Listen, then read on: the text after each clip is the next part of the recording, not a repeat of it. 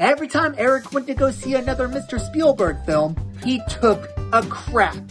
And this review is what came out. Head on over to Rotten Tomatoes and you will find that the audiences gave Raiders of the Lost Ark 96%, and critics gave it 94%.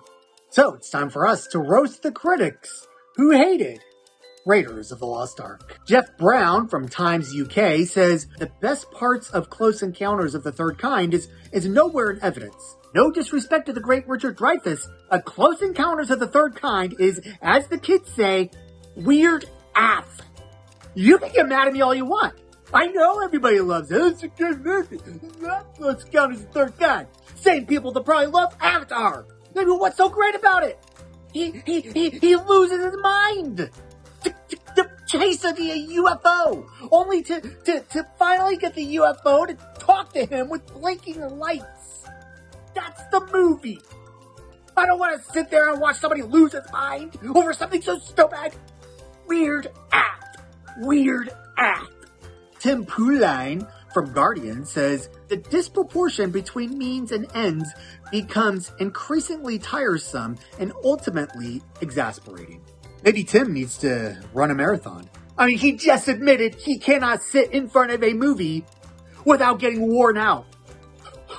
Oh, I'm exhausted. I've been sitting here for 2 hours, man. Give me some water. Give me some water. There's so much running on the screen. There's so much running and I'm exhausted. Forget having him run a marathon. How about he just stand up for a minute? Oh no, that might be too hard. Oh no. I think the only thing his feet are good for is to take him through a buffet. Eric Shorter from Daily Telegraph UK says, worst of all, it lacks thrills. And to think that Mr. Spielberg was once rated as a director of talent. This review is full of crap. Like literally, this review is covered in a ball of crap. He had to swallow his words and shit out this review. Well, let's go through this. He says it lacks aim. The aim is to collect the Ark. Check. He says it lacks time. It's 105 minutes long. Check. The places are exotic and the action is nearly non-stop. What does this guy want? What constitutes as a thrill to this guy? Was he sitting there watching Raiders of the Lost Ark and the whole time he was thinking, oh, I hope I make it to Payless before they close because I gotta get a discount on my sneakers. Is that what's thrilling to Mr. Eric here? Joanne Retz from Charlotte Observer says, about 2 hours of continual hanging from cliffs in Raiders leaves you with sore arms.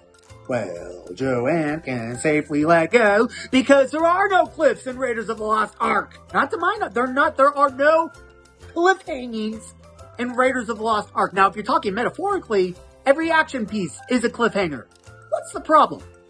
That's what we want, isn't it? In our action films, we want cliffhangers. We want suspense.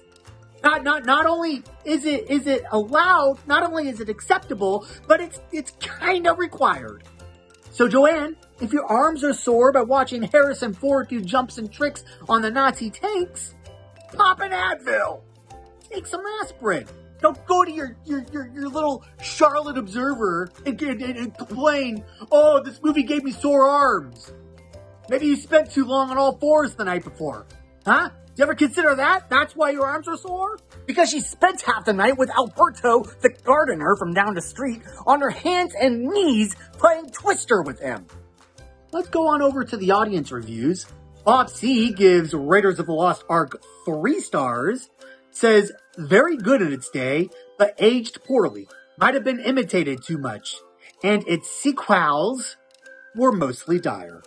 So, just so we're clear here, Bob wrote this review back in December, 3 months ago, 2024, many years after the release of this movie. You can't rate a movie poorly because it's been imitated too many times. If anything, that's a point of pride. It's a template for more movies to come after. It's one that many action directors look back upon and use it as the blueprint for how to make a good action film. I mean, come on. I'm not going to go watch Jim Henson's Teenage Mutant Ninja Turtles and expect it to be good today. Today, if you watched it, it would be stupid. But back in the day, It was a good film. It was edgy. It was darky. Go Ninja Go. Right? So no, I'm not going to pop that movie into my VCR and judge it by today's standards and go give it a bad score. That's not fair. Or, oh, there are so many other Ninja Turtle films that came after it, so I'm just going to give it a bad score. No, Bob. No. Control yourself. Teresa gives Raiders of the Lost Ark 5 stars, said, Harrison Ford in his prime. Enough said. Okay, well, the baby in Look Who's Talking was in his prime. Well, enough said. Okay, I mean, you could probably add a little bit more. Cheryl M. gives it 1 star, says, confusing babble gaff. Dreadful film. A $300 million bust. A $300 million bust. So the movie only cost $20 million. You want to know how much it made? Nearly $400 million. That's about as bust as Olive Oil's chest. Oh, Popeye! Kyle C. gives it 5 stars, says, peak indie, peak Harrison Ford. Yeah, so nobody should be going around peeking people. I think that's some sort of sexual harassment. All right, and then the last one.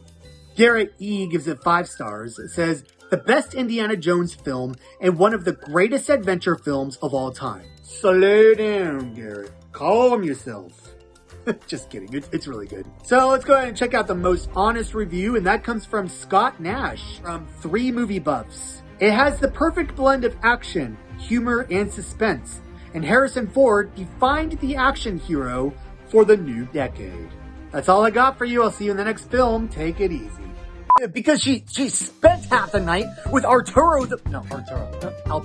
It's a funnier name.